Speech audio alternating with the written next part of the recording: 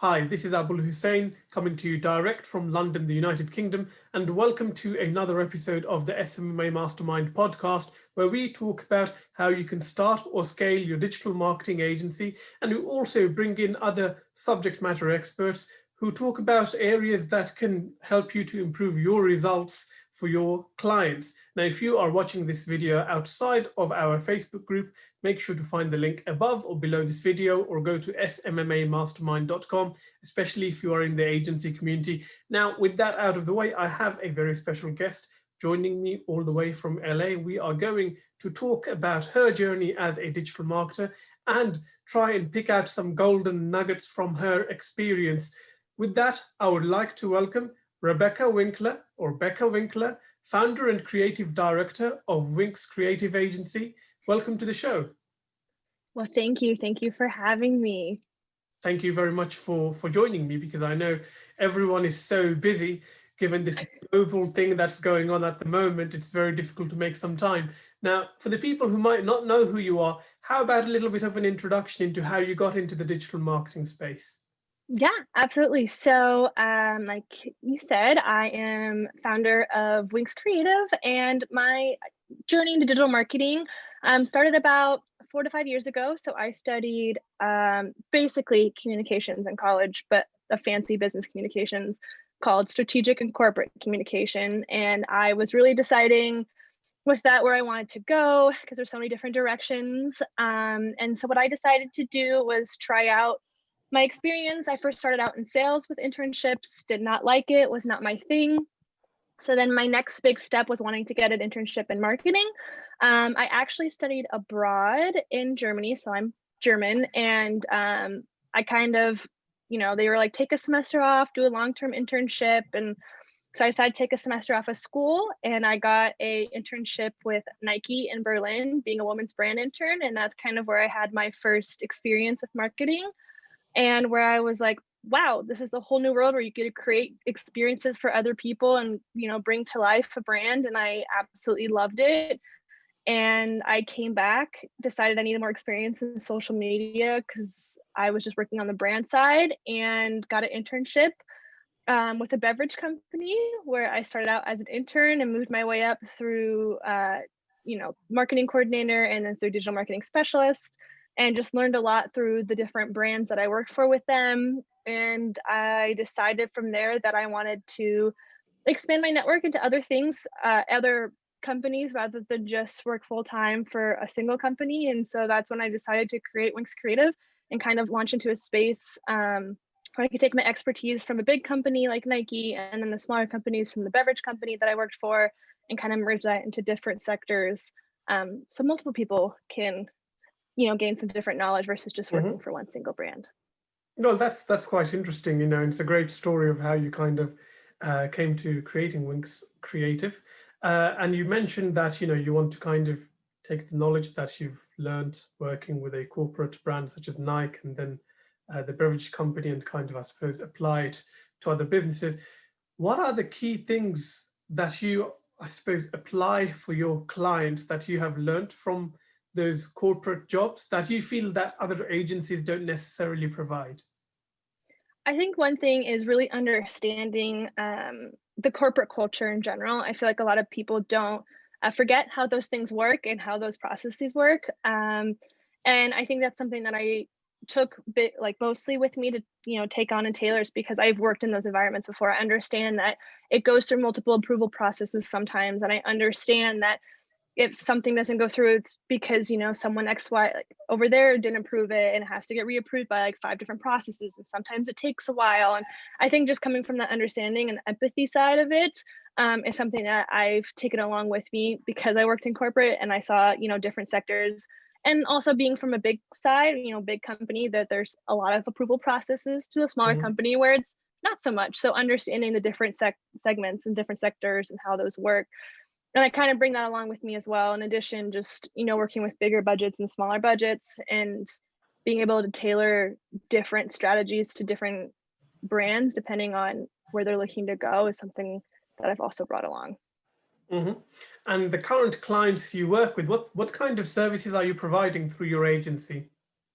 Yeah, so I focus focus a lot on social media management. That's where my specialty lies, but it also ranges from advertising because I think that's becoming extremely important, especially during a pandemic and during the digital revolution, I would say, because due to the pandemic, advertising, email marketing, influencer management, that was huge that I did with in my corporate job that I've kind of carried over as well. And along with that, coaching as well. So I don't Hmm. necessarily need to, I understand that sometimes it's hard for people to pay for a retainer or Mm. pay for services to help. And sometimes you just need to learn it yourself to start off. That's also something that I realized lacked in the business necessarily because you can easily give it out, but sometimes you just can't afford it yet. So I also offer Right. coaching services for all those. Which is useful, I suppose, for people who want to try and implement themselves. Now, Mhm. back to the influencers bit, because I'm sure you have a lot of interesting stories there. Um, are you working in any particular niche or industry, or are you kind of how how wide have you cast your net? Well, it depends on the day. No. Really, I focus a lot on mostly health and wellness just because that's, my experience. But I have not limited to that. And it's mostly due to companies that I feel are making and wanting to make an impact. That's something that was really important to me. Creating creative was establishing clients that want to not only better themselves, but better the world and have a greater vision for those things. So companies that are aware of that as well and like want to do that and want to be a part of that movement that has become so important. So I'd say yes, I necessarily know health and wellness, but I've also casted a wider net into the sense of, companies that want to make an impact and see that and want to make a change, not only past their product and brand. That's what I've also included in Mhm. as well. So when your clients sign up with you, what are their expectations? Because you mentioned you're doing a lot of organic social media marketing. Are they after 10,000 followers in a month, or kind of how do you set expectations with them? Yeah, well, usually, yes. So if someone comes at me and says, I want 10,000 followers, I'm like, well, okay, let's back it up a little bit because I think that it's really important to get across that, follower count isn't necessarily the most important thing. It isn't. And especially nowadays with algorithms changing and being more focused on engagement as it is to be favored, that's one sector. But also in the sense that, even if you have 10,000 followers, it's not going to get you it may not get you the business that you want. And so what's the point of having 10,000 followers if it's not even gonna get you business? So my thing is then tailoring it to like, all right, well, let's focus on cultivating a community. Let's create a community where people want to be on your page, people want to interact with your brand, they want to be a part of it, and that makes them customers, and that makes them Mm. um, buy your product, your brand, service, whatever you're offering. And so that's kind of where I strategize and sit down and try to explain that and be like, okay, what kind of community do you want to cultivate? Who do you want to be part of it? What conversations do you want to have? What conversations do you want to be a part of? And so it's a greater Sure. aspect than that, Mhm. trying to just establish it more as I'm not just selling you this, but I'm also giving you something, I'm giving you a store, I'm giving you a place that you can call home, whatever that may be for yourself. Right. And as part of those discussions, do they usually bring up ROI? Because obviously, you see a lot of agencies that are selling kind of paid search and paid social services where everything is centered around ROI. Is that the same for your audience? Oh, 100%. I mean, I think that, at the end of the day, it doesn't matter. It does matter about sales and it does matter what you're bringing in and what benchmarks you're making. And so, centering around that, like we're creating these, campaigns and we're creating these strategies around the idea of bringing in sales and like how effective those are, then like that's kind of the ROI that's based out of. It's not, and then also a percentage of engagement. So if they're on board and they want to do with that a route of like, okay, cultivating a community, then we'll focus on like an engagement rate. Okay, what's the target engagement rate that we need to be a part of? Are we keeping up on it? And then in addition, like what is it bringing in as well via sales? So ROI will always, I feel, no matter what, be a big part of it, especially as a company. I mean, you need to make money in the end. So it's a Mm. matter of mixing and mingling to make sure that we get a good, even keel of both. Right. So from your experience, what do you find that these businesses and brands are doing wrong with social media when you kind of walk in through the door? Yeah, so the first thing I really notice is it's just either they're not consistent, so they just, post once, maybe 1 week, and then 3 weeks later they'll post 4 times, and then 2 weeks later they'll post two. So it's just super inconsistent. Um, in addition, I'll notice that it's just sending messages that there's no real, or mass messages, there's no real point. It's just like, this is our product and a picture of our product here. It's not really anything around the product, what's your favorite flavor, asking questions, interacting, engaging with it, just kind of sending out mass messages rather than personally connecting with people. And I would say like those. And then, three is not offering a diverse amount of content, just Mm. offering call to action rather than being like offering some call to actions, maybe doing, meet our employees or behind the scenes or inspirational posts, whatever that means for your brand, but just offering different contents rather than just like, hey, this is my product, buy it. It's just, which is what I see often. Yeah, There's not like a diverse amount of content. So I would say like it's just kind of between those three that I would say those are the big things up right. front that I see that are red Mhm. flags that I would like to change. So in your opinion, what are the core components of a good social post, whether it be on Facebook or Instagram? Mhm. I think a good component is that it's compelling, so that the whatever you're posting is compelling, whether that be, the photography, video, that it draws attention. That's number one. I think that whatever you're writing about, whether that be the caption, is engaging enough that there's something to it rather than just an emoji or just a sentence of like happy Monday, but that you offer some kind of insight, you offer some kind of story, you offer some kind of opinion or question or, whatever fits with your brand, but just something that there's more substance to it rather than just a photo. And I think that's some to a good post. I mean, all a combination of those two. And then also engaging. I think that's key is people comment on your post, you reply back. You like comments back, you just don't let them sit there, but that you actually show that you care about it, your community, rather than just posting a photo and a simple caption. So I'd say that'd be an ideal post. Okay, that's great. And now moving on to the world of influencers now, obviously everyone has a very different understanding of what an influencer is, how many followers they have, and how they should engage with an influencer, now, depending on the size of the agency that I'm speaking to, there's usually a very different approach in working with influencers and understanding of influencers. From your side, what does a good influencer strategy look like? A good influencer strategy really hones in on obviously the niche category that the influencer's in. So if your demographic is moms with teenage kids, then you're actually finding influencers that are mom who have teenage kids who because their audience who follows them are going to be people who relate to their content. So niching it and also finding a wide variety of influencers. Don't focus just on the big numbers. Yes, that is important sometimes, but the bigger you are, the more expensive you're going to be, naturally. And so I think also focusing a lot on micro influencers. Micro influencers have a really high return rate on and their community is smaller, so they're really engaged, they're cultivating their brand, those followers, they're really focused on them versus just such a wide number.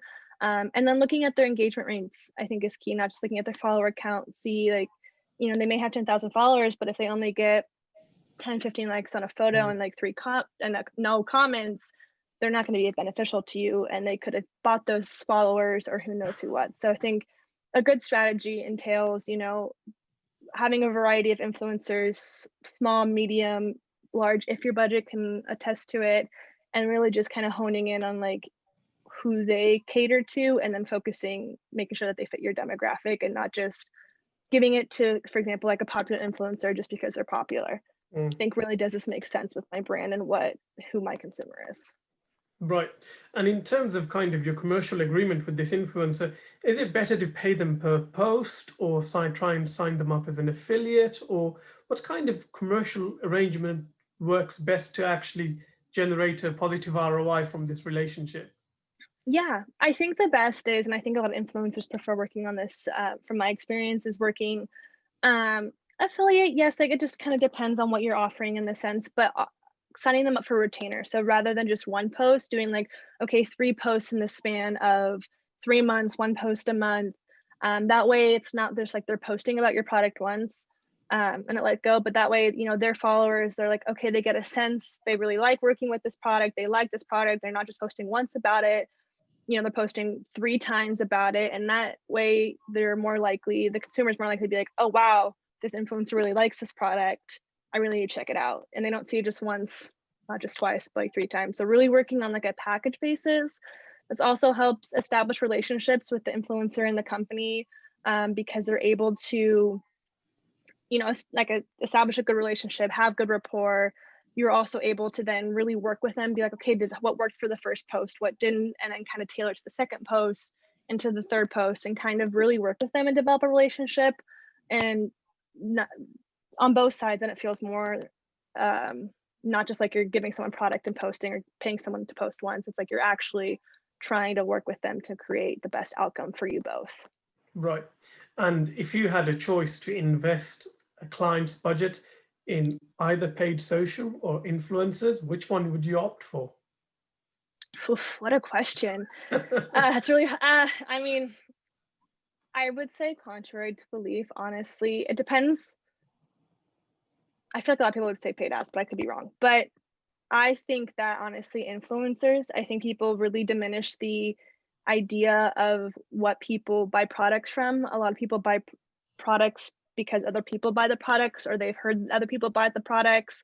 I mean, yes, am I a culprit of myself of buying products because influencer ad and because of ads? Yes, I've done both. But if someone that I'm really close with, if you think about it, someone you're really close with, and they post about it, a product, and you're like, oh my God, wait, so-and-so likes this product.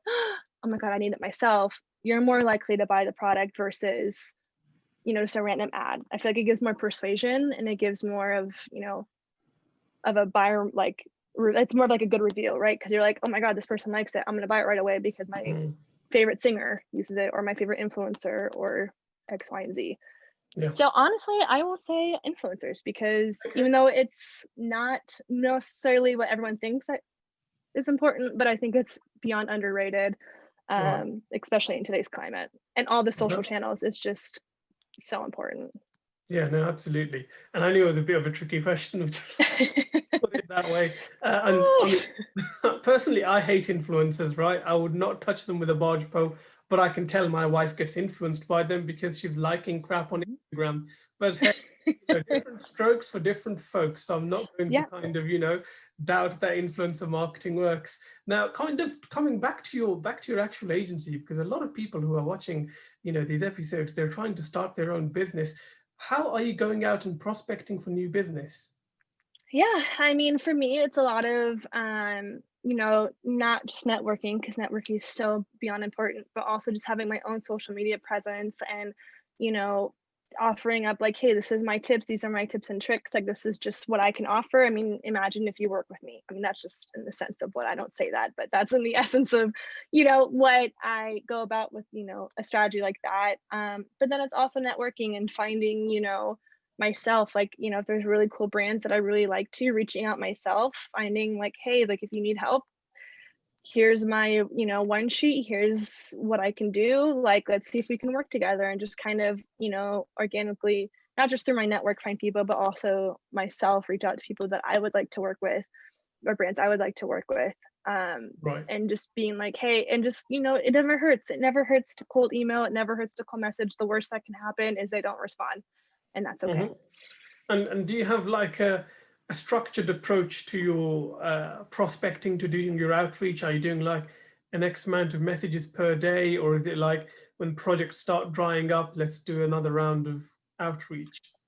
Yeah, I mean, it honestly just depends on what's going on, for the months moving forward. And if I feel like, okay, it's time, like I need, more client inquiries, then I'll just do a batch at a time, to make sure that, obviously that things can work out, and, I can get appropriate income for the month moving forward.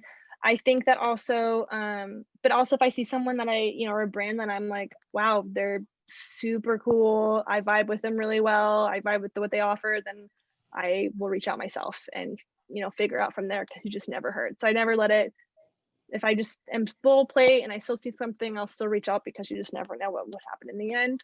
So just kind of a mixture of both. Right. Okay. No, obviously with prospecting, it's really kind of different depending on the size of the agency and obviously kind of how long someone's been doing a role. I know a lot of people, they take rejection personally, or if they send a message or a nice email and they don't get a reply, you know, they take it personally. And when often sales is, I suppose, just a numbers game. So when you are kind of, you know, creating content to get spotted by your dream clients, by prospects, are you mainly on LinkedIn, or are you kind of doing stuff on Facebook as well? I mean, where do you find your ideal audience? Yeah, I mean, you mostly Instagram, Facebook are my key, LinkedIn, and then also TikTok has been a widely new thing, but I find it successful. And so those Do you are need to dance on TikTok? no, contrary to belief, I don't need to dance. I feel like no one would want to see me dance on TikTok, so probably a good thing. Right. But no, I don't. And so that, and then but that's where I work hard for. I mean, you know, on YouTube as well, but that's just more for me to spread, you know, for beginners who kind of want to doing it out themselves. So I don't really suspect much come from there. Right. But yeah. So once someone signs with you, what do you do to make sure that they stay on the monthly retainer and within the first 30 days? I think obviously putting my best foot forward, and being, but coming from a place of really being, I mean, it's a word that's used a lot in social media, but authentically myself, and, you know, assuming it's the right fit for me and assuming it's the right fit for them, because I also have to remember that like not everyone's gonna love how I work or what I work, and that's okay, because you're not supposed to be for everybody. But really just, you know, showing up with my best foot forward, really putting in and showing exactly how I work, what I can offer, and really just making sure that I, you know, check all the boxes and everything like that, but not to put an unexpected expectation on there. Also to be like, this is realistic, this is how I work, this is how I am, and like really working on developing a connection with the, you know, brand or whoever client I'm working with, and, you know, developing like a relationship with them. So it's not just I'm producing this good work, but also like, hey, I'm, you know, I'm not a miserable person to call on a Zoom with. so also making sure to show who I am myself. So that's kind of how I work. And I've come to learn and realize that, like I said, not everyone's gonna be for everybody. And I really want to show up who I am and myself and how I work. And if they like me, fantastic. Awesome. If they don't, then that's also okay. And just realizing that's the way of life. Well, I mean, we are almost out of time. So final question for you, someone who is watching this and they kind of, you know, want to follow your footsteps. They've done the corporate gig, or they've, you know, worked at an agency and they want to take the leap of faith. What's the best advice you can give them to get started? I mean, my best advice is just start. I think that's the biggest thing that held me back. That's the biggest thing that there's not going to be a perfect time. There is not going to be a perfect moment. You're not going to have, you know, I had this vision of I'm going to have all these clients lined up and make more money than I already make it, yeah, my corporate job, and then, you know what I mean, and have all this, and it just didn't work out that way, and that's okay. You just kind of need to, if you're thinking about it, start, and the worst that you can do is at least say you tried, because if you didn't try, at the end of the day, you're going to be upset that you didn't. So just go out and start, and know that there's so many resources for you out there. That's the beauty of the internet nowadays, and so many people out there that you're willing to help. And if you need help, ask someone, DM them, email them. Most people will respond and would love to help you and help you jumpstart and get into the right direction. So just start. Or as Nike would say, just do it. Or just, you know what? Or just do it. Absolutely. On that note, Becca Winkler, thank you very much for your time. Absolutely. Thank you for your time.